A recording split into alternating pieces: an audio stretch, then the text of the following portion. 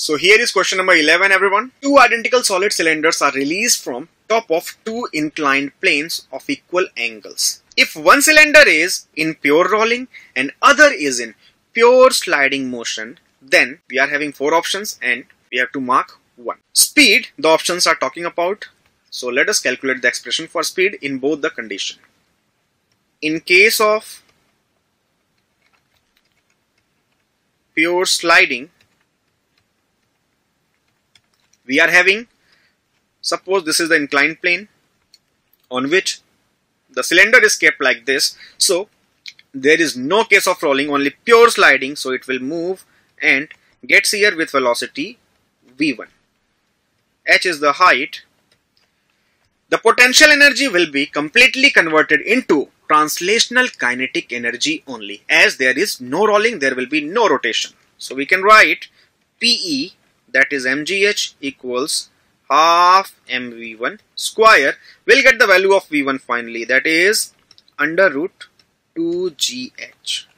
Now similarly, let's do the same for pure rolling condition.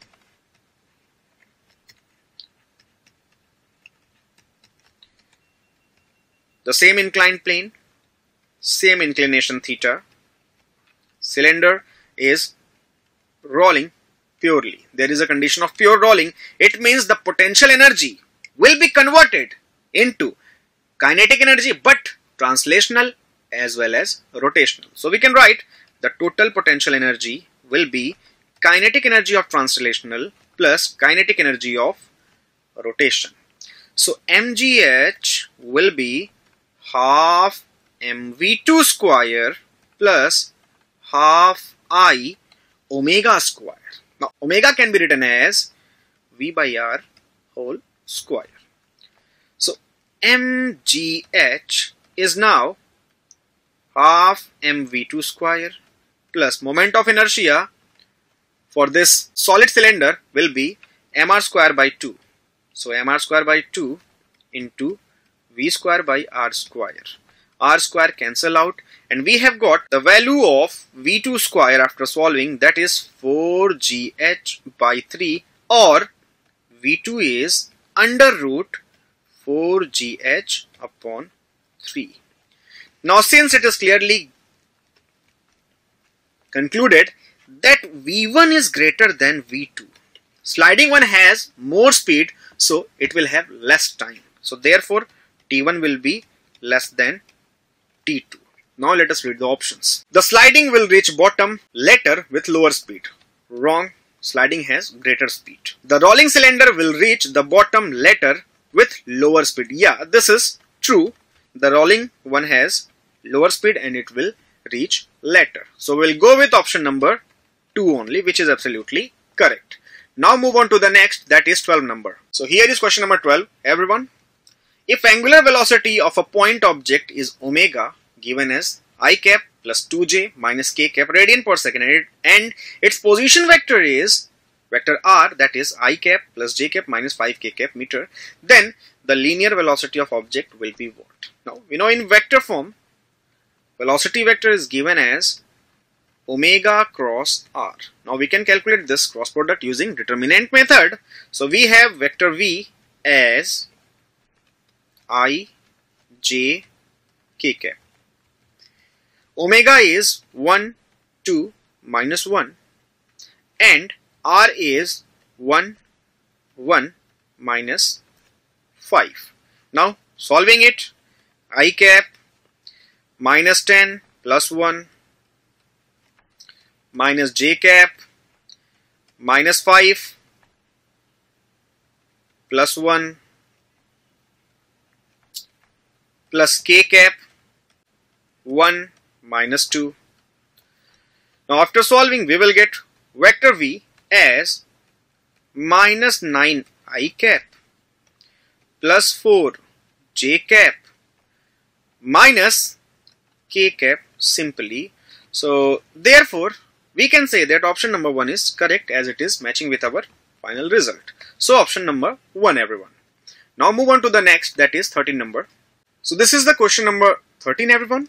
Starting from the surface of Earth, the variation of acceleration due to gravity with height h can be represented by. So this is Earth, and we have to start from the surface and reach up to a random point, suppose h. Value of acceleration due to gravity, g, is given by gm upon r plus h whole square. Now at surface, h will be 0, so gravity will be maximum. It is not 0 at surface, it is maximum. It means the graph may be, this is g and this is h. So this is the surface. Now at h equal to 0 means at this point the gravity is maximum, so we have to start from here, and since it is inversely proportional to square of h, so we'll go with this. Means if h tends to infinity, g tends to 0. Therefore option number 3 we have to go with, which is absolutely correct. So option number 3, everyone. Now move on to the next, that is 14 number. So question number 14, everyone.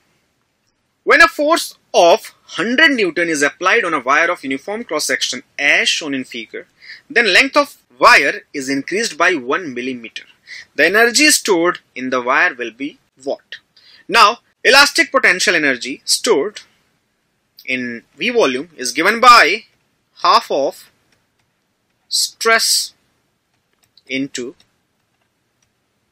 strain into volume of the wire. Half of stress F by A we can write simply strain delta L by L into volume is area into length, AL already cancel out. We got the expression for energy, that is half F delta L, and both are clearly given in the question. Half force is 100, L is 1 millimeter, that is 10 to the power minus 3 meter. After solving we will get 0.05 joule. So this is the energy stored in this wire. We have to go with option number 1. Now move on to the next, that is 15 number. Now here is question number 15, everyone. A current I is flowing through a long straight solid conductor of radius r equals 4 cm. Magnetic field at a distance 2 cm from axis of conductor is B naught. The distance from axis where the magnetic field is 1.5 B naught will be what? Current density we have to take constant. Now suppose this is the cross-sectional view of the wire. Radius is 4 cm and we have to think about 2 cm point. Means the 2 cm point is inside the conductor where magnetic field is B naught. Now we know very well the expression for magnetic field inside the conductor given by B in, that is mu naught I r upon 2 pi capital R square, where capital R is the radius and small r is the distance from the center. Now writing B naught gets us B naught equals mu naught I into R, that is 2, divided by 2 pi into R square. Equation number 1 simply. We have to calculate that point where magnetic field is 1.5 B naught. Now since we know that at the surface magnetic field has the maximum value, so that can be, this 1.5 B naught point can be either outside, can be inside, or can be both. So let's calculate for inside first. 1.5 B naught will be mu naught I into R1 is the first one where B is 1.5 B naught divided by 2 pi capital R square. Equation number 2. Taking the ratio, we will get 1 upon 1.5 equals, now mu naught I upon 2 pi R square, that will be definitely cancelled out and you will get 2 by R1 simply. Therefore R1 will be 2 into 1.5, that is 3 cm. So one point we have got where the magnetic field is 1.5 B naught, that is 3 cm. Now we have to check the external point. We know very well the magnetic field outside, which we are considering 1.5 B naught, is mu naught I divided by 2 pi r. Mu naught I divided by 2 pi r. Here we are taking it as R2. Now this is equation number 3.